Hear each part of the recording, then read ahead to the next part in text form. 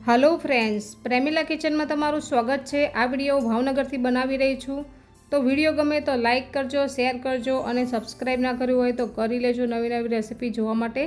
तो तमारी माटे एकदम नवो और एकदम हेल्दी नास्तो लईने आवी छूँ। तमे जोई शको छो कि आ नास्तो केटलो स्वादिष्ट और एकदम मस्त बनीने तैयार थयो छे। मात्र 7 ज मिनिट में आ नास्तो बनीने तैयार थाय छे। तमे बाळकोना लंच बॉक्स में पण आपी शको छो અને સવારના નાસ્તામાં પણ બનાવી શકો છો। સાંજે પણ નાની મોટી ભૂખ માટે તમે આ નાસ્તો બનાવી શકો છો। ચાલો તો બનાવવાનું શરૂ કરીએ। એક વાટકી સૂજી લેશું। તમારી ક્વોન્ટિટી પ્રમાણે તમારે સૂજી લેવાની છે। વધારે વ્યક્તિ માટે બનાવી રહ્યા હોય તો તમારે વધારે સૂજી લેવાની છે। અહીંયા મેં એક વાટકી ભરીને સૂજી લીધી છે, તે આપણે એક બાઉલમાં એડ કરી દેશું।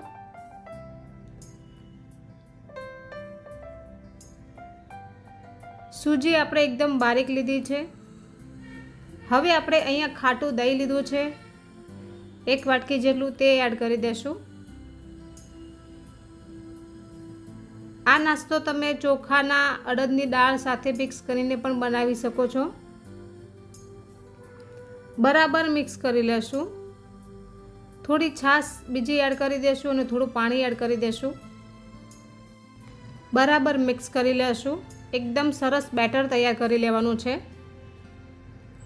बेटर आपणुं तैयार छे। हवे आपणे ढांकीने 10 मिनिट माटे रेस्ट आपशुं। सूजी छे एटला माटे रेस्ट आपवो खूब ज जरूरी छे। अहींया कोथमरी अने पुदीनो लीधो छे। हवे आपणे एक चटनी बनावी लेशुं। फ्रेश पुदीनो लीधो छे, तमे जोई शको छो। Mixer jar लेशुं। आदुना टुकड़ा एड करी देशुं। लसणनी कळिયું एड करी देशुं। 2 લીલા મરચાં એડ કરી લેશું। તીખાશ પ્રમાણે તમે લઈ શકો છો અને જો વધારે ક્વોન્ટિટીમાં બનાવી રહ્યા હોય તો તમારે ક્વોન્ટિટી વધારવાની છે। લીલા ધાણા એડ કરી દેશું। કુદીનો એડ કરી લેશું। સિંગદાણા એડ કરી લેશું। સ્વાદ પ્રમાણે મીઠું એડ કરી લેશું।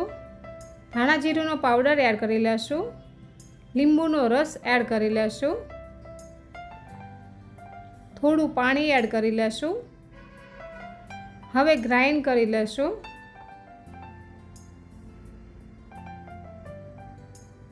एकदम सरस एवी चटनी आपणे पीसी लेवानी छे। आ रीते तमे जोई शको छो कि चटनीनो कलर केटलो सरस आव्यो छे। आपणे कोई पण कलर आमां एड नथी करवानो। ग्रीन चटनी एकदम सरस बनी छे अने तेनेथी ज एकदम सरस कलर पण आवे छे। जो फ्रेंड्स केटली सरस चटनी बनी छे आपणी।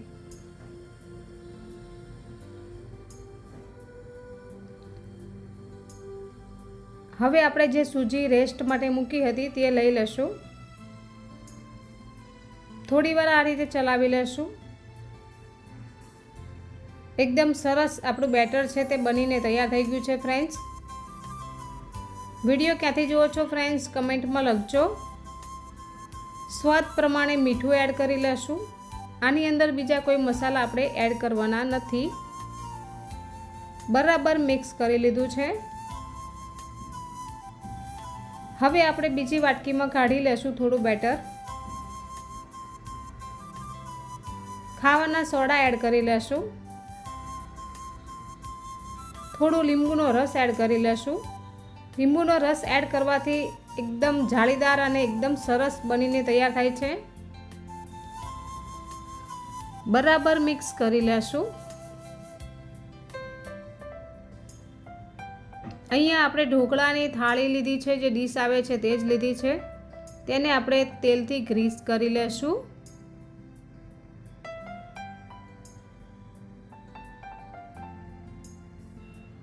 અહીંયા મેં બીજી એક વાટકીમાં પણ બેટર કાઢ્યું છે। તો વાટકીના માપથી જ આપણે બેટરને એડ કરી લેશું, જેથી લેયર એકદમ સરસ બનીને તૈયાર થાય।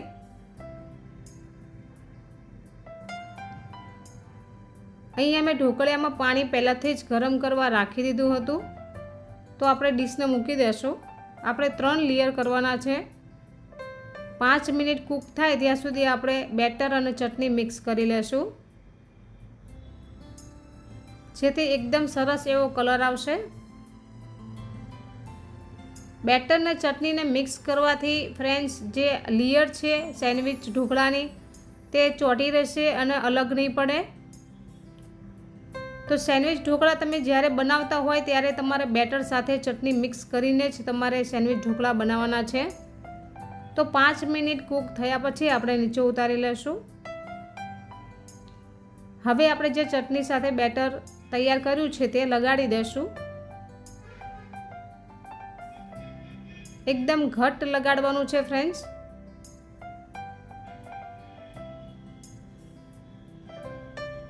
જો મેં એકદમ ઘટ્ટ લગાડી દીધું છે. ફરીથી આપણે 10 મિનિટ કે 5 મિનિટ કૂક કરવા રાખી દઈશું. આમ તો 5 મિનિટમાં સરસ કૂક થઈ જાય છે. ફરીથી ઢાંકીને આપણે કૂક થવા દઈશું. અહીંયા આપણે ફરીથી એક વાટકી ભરીને બેટર લઈ લઈશું. વિડીયો ક્યાંથી જુઓ છો મારી બહેનો કમેન્ટમાં ચોક્કસથી લખજો તમારા સિટીનું નામ, તમારા ગામનું નામ, જેથી મને પણ ખબર પડે કે મારી વિડીયો ક્યાં ક્યાં જોવાઈ રહી છે.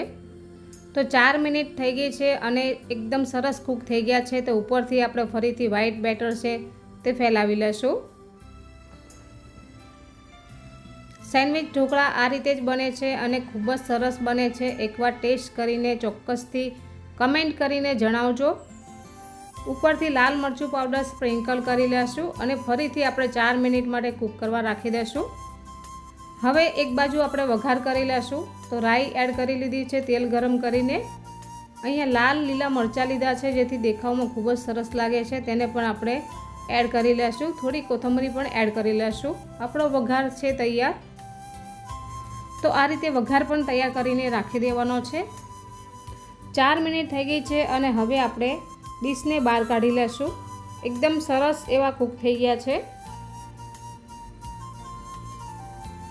તમે જોઈ શકો છો ફ્રેન્ડ્સ કે આપણા ઢોકળા કેટલા સરસ બનીને તૈયાર થયા છે. હવે જે આપણે વઘાર કર્યો છે તેને આપણે આ રીતે ફેલાવી લેશું.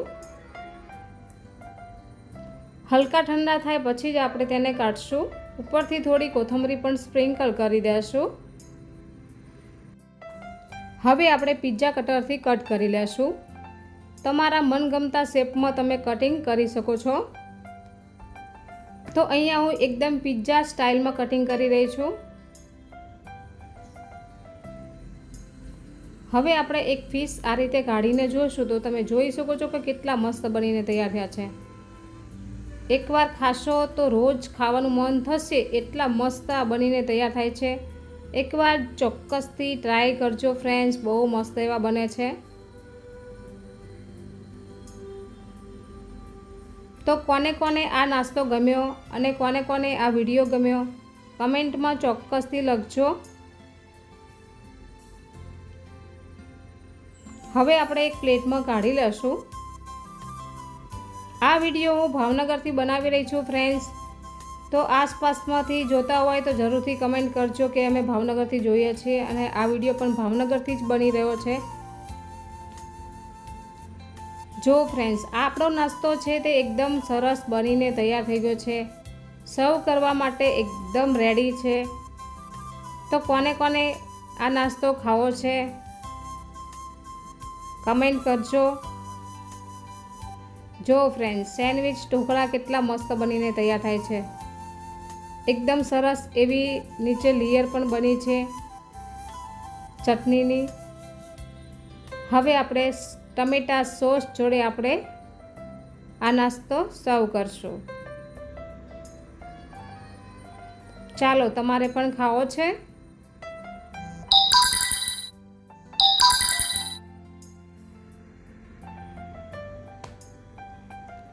વિડીયો ગમ્યો હોય તો લાઈક કરજો, શેર કરજો. Thank you for watching. આવજો. જય માતાજી.